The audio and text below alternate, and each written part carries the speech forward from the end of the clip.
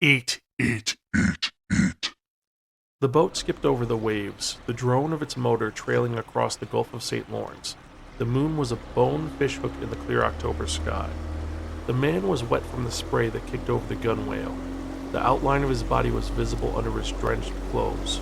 He easily could have been mistaken for a scarecrow left carelessly unattended in a farmer's field, stuffing torn out by scavenging animals. That is not a man. That is a warning. Welcome to the truth.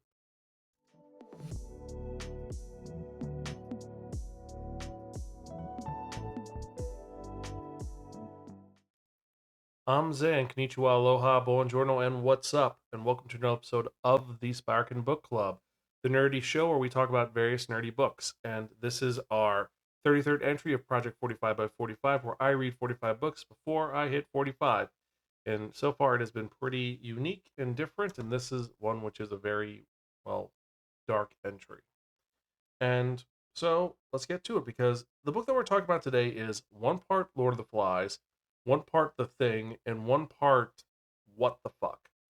And what am I talking about? Well, we're talking about The Troop by Nick Cutter, aka Craig Davidson. And this was written in 2014. And it is a story of a group of young men and a scoutmaster as they are trying to survive a weird epidemic on an island.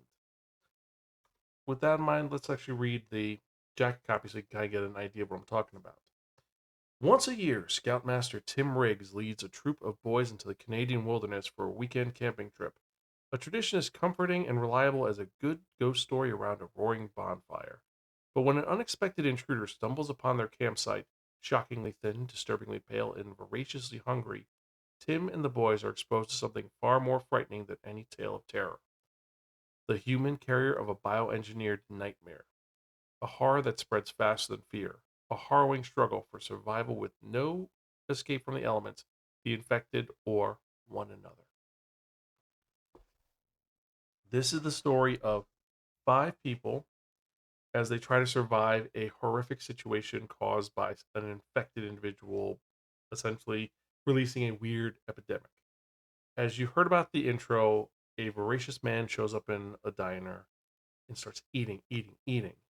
And he ends up stealing a boat and going to an island in the middle of nowhere where he's eating random things because he's so hungry. Something inside him is forcing him to feed. Even when his body is falling apart, he still feeds on paper, on twigs, on rocks because they look delicious. And on this island, Scoutmaster Tim Riggs and his five, we'll say Boy Scouts, we have Ephraim, Max, Newt, Kent, and Shelley are on kind of their last hurrah before they all become young adults. And each one is dealing with different things. You have Kent, who is the sheriff's son. He's kind of bolsterous, trying to right now prove he's better than adults because you can't trust adults. You have Ephraim, the young guy who's having a little bit of angry bursts. He's dealing with a lot of aggression in his life. You have Max, who's the regular guy, kind of cool. He's also Ephraim's best friend, and he's the level-headed member of the group. Then we have Newt. Newt is the smart one. He's the one who did all the Boy Scout ranks. He's nerdy. He's a little chubby. He's a very smart guy, but he's very low self esteem. He's also the butt of most of their jokes. And then last but not least, we have Shelly. Shelly is a psychopath. Well, he starts off as just the weirdo of the group, but he's completely out of his mind. And he's hanging out with his friends because he has nothing else to do, even though he wants to indulge in other projects. And as they're out there, they stumble across this guy who is not feeling well. He ends up coughing or spitting on top of Tim, and things progress from there. As I said, this is a mixture of The Thing mixed with Lord of the Flies, as we have these five boys trying to survive a situation which is very harrowing.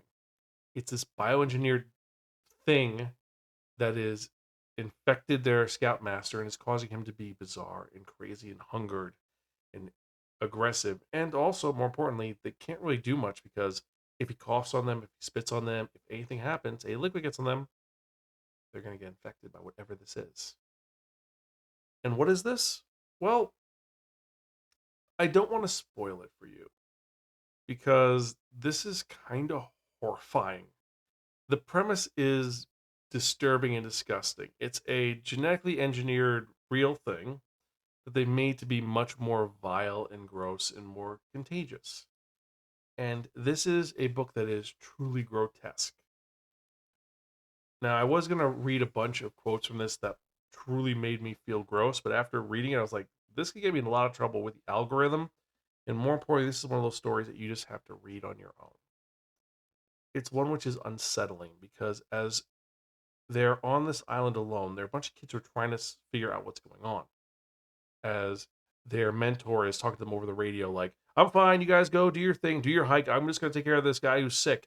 And listen, the food's gone because I was a little hungry. I'm sorry. Uh, and Max, I know you're the son of the Undertaker. I need your help on this project. We have to see if we can figure out what the hell's going on. And then it gets even weirder.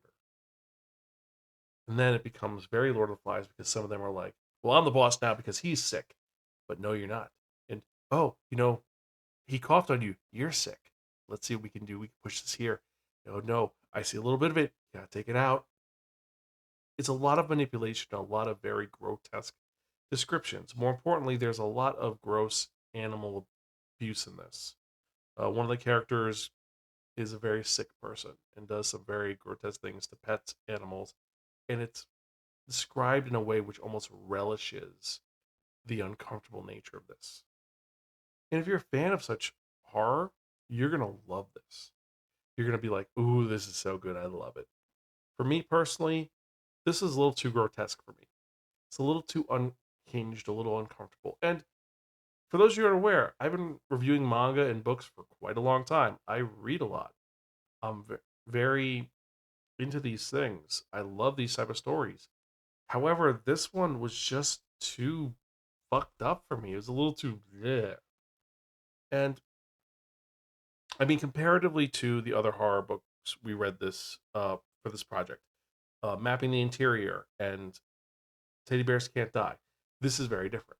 This is more of a dark, twisted horror, some more gross horror, a, a beginning of paranoia as you're wondering who's infected, who's not infected, what's causing this issue, what's going to happen, who's going to survive, who's not, and more importantly, why are they not able to get any help?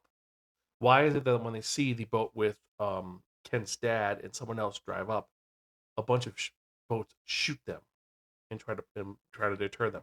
What's going on? What does the government know about this situation? There are a lot of layers to this story, which are fascinating, and it is pretty lean. It gets to the point and it goes through quickly. However, there's a lot of moments of going back to explain how bad someone is or how sick they are. A lot of flashbacks in this, which sometimes work really well, but in this case, it kind of takes away from the story.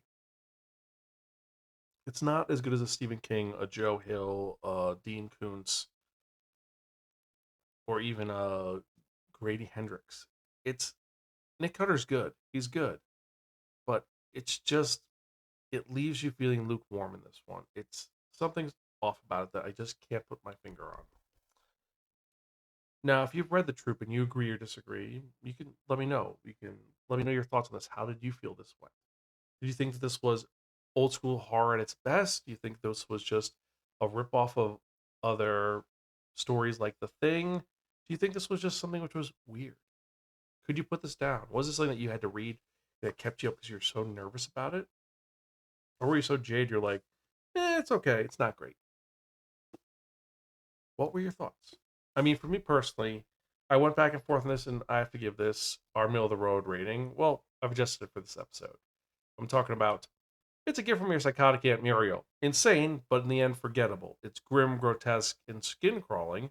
It's a body hard nightmare that you'll feel under your skin, but in the end, not in your memory. It's a book you're going to read, you're going to absorb it, you're going to think, ooh, it looks really cool, and it's pretty dark. But afterwards, you just kind of forget about it. This isn't like some of the horror stories I've read where afterwards your brain is playing on it and thinking about it over and over again. You're kind of wondering. You hear a creak in the house. This isn't that. This pretty much just like you read this, you're grossed out, and you never want to eat certain type of food, and more importantly, you don't want to go out to the middle of the Canadian wilderness. That's about it. it's not as impactful as I was hoping it was. It sold itself off as this really scary book, and it's impressive, but it's not the best. Now, if you want to agree with me or disagree with me, you can email me personally at Zan, that's Xan at Spiraken.com, or you can tweet me at Spiraken. You can blue skies me at Spiraken, or you can leave a comment down below. Also, if you are watching on YouTube, as always, remember to like, share, subscribe, and click on that bell for notification for when we release new episodes, which is every Monday for the most part. We have several shows for Spiraken, including our Spiraken manga review on Wednesdays. We have a couple of other upcoming shows which are going to be kind of interesting, and more importantly, we will be at Otakon next week uh, on Friday, Saturday, Sunday in Washington, D.C. So if you are a fan of anime and manga, I will be talking about a bunch of panels.